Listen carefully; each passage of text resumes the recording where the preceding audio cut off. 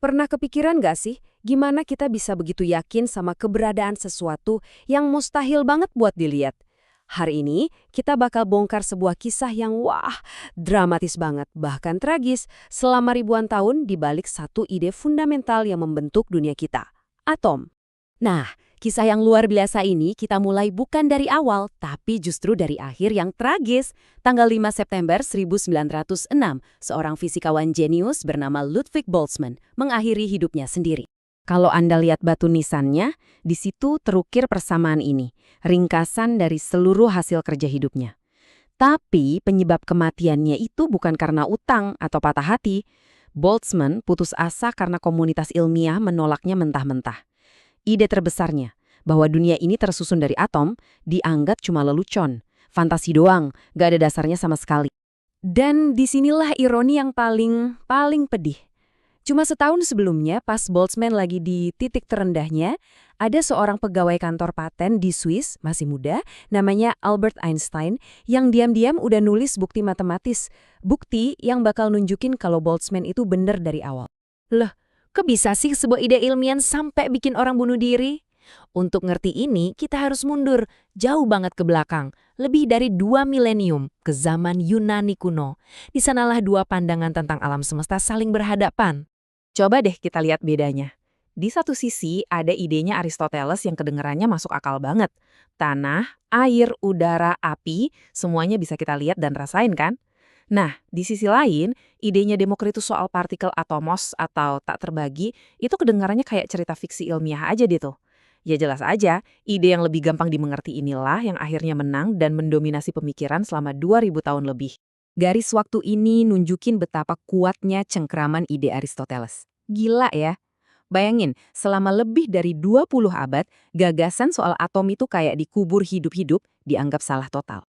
Nah, retakan pertama di tembok pemikiran kuno ini justru nggak datang dari para filsuf, tapi dari orang-orang yang beneran kerja di lab, para alkemis dan ahli kimia generasi awal, yang eksperimennya mulai menunjukkan kalau realitas itu jauh lebih aneh dari yang kita kira.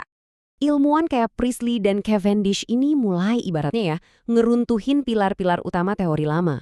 Mereka nunjukin kalau udara dan air yang tadinya dianggap elemen dasar, ternyata bisa dipecah lagi jadi bagian-bagian yang lebih fundamental.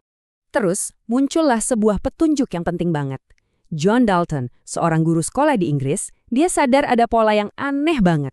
Waktu unsur-unsur kimia bergabung, mereka selalu melakukannya dalam perbandingan yang pasti dan sederhana. Contohnya nih, air itu selalu terbentuk dari 2 bagian hidrogen dan 1 bagian oksigen, selalu tanpa kecuali. Dalton sadar cuma ada satu penjelasan yang masuk akal buat pola ini. Materi itu pasti terdiri dari balok-balok bangunan yang terpisah dan nggak bisa dibagi-bagi lagi, yaitu atom. Ide Demokritus yang udah terkubur 2000 tahun lamanya akhirnya bangkit dari kubur. Kali ini didukung oleh data eksperimen. Oke, sekarang kita balik lagi ke pahlawan tragis kita. Karena sementara para ahli kimia mulai bisa nerima ide soal atom, di dunia fisika pertempurannya justru baru mau dimulai. Dan di garis depannya berdiri Ludwig Boltzmann. Boltzmann ini punya ide yang radikal banget. Menurut dia, panas dan tekanan itu bukan kekuatan misterius, tapi cuma fenomena statistik, hasil dari triliunan atom tak terlihat yang bergerak dan saling tabrakan, kayak miliaran bola biliar super kecil. Tapi, buat sebagian besar fisikawan di zamannya, ini ide gila sih. Alasan mereka tuh simpel tapi kuat banget. Kalau nggak bisa dilihat, berarti nggak ada. Mereka nuduh Boltzmann nyampurin fisika sama fiksi, dan nganggap atom-atomnya itu cuma trik matematika aja, berguna sih, tapi nggak nyata. Nah, poin kuncinya di sini adalah, penolakan terus-menerus ini, ditambah lagi dia juga berjuang sendirian melawan depresi, bebannya jadi terlalu berat buat ditanggung. Boltzmann meninggal dengan keyakinan kalau hasil kerja seumur hidupnya itu gagal total. Tapi yang Boltzmann gak tahu, pertolongan itu sebenarnya udah dekat banget.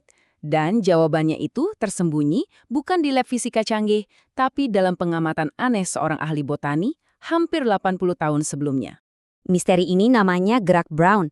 Waktu dia mati di bawah mikroskop, partikel-partikel kecil tak hidup, kayak serbuk sari, kelihatan kayak lagi nari-nari atau geter-geter gitu di dalam air, seolah-olah mereka hidup.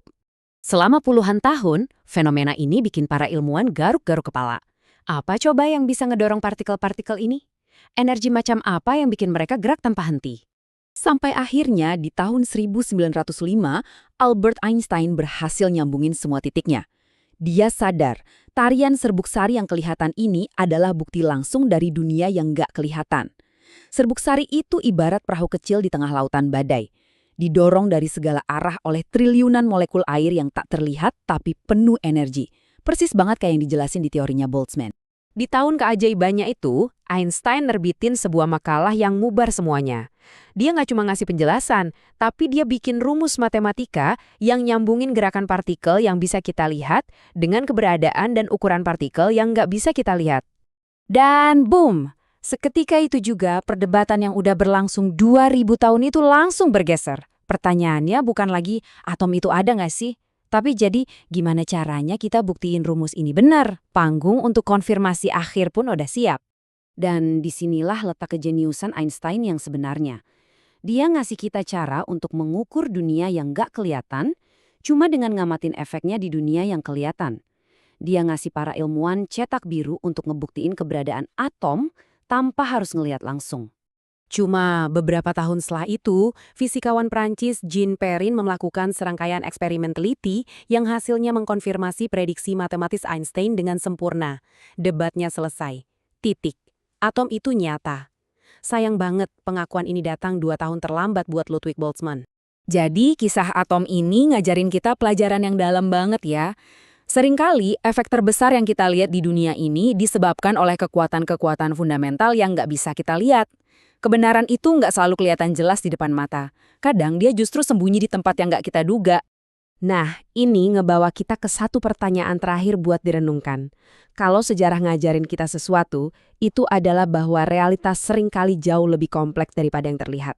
Jadi, kira-kira misteri apa lagi ya di zaman kita sekarang yang jawabannya mungkin tersembunyi di dunia yang saat ini masih di luar jangkauan penglihatan kita?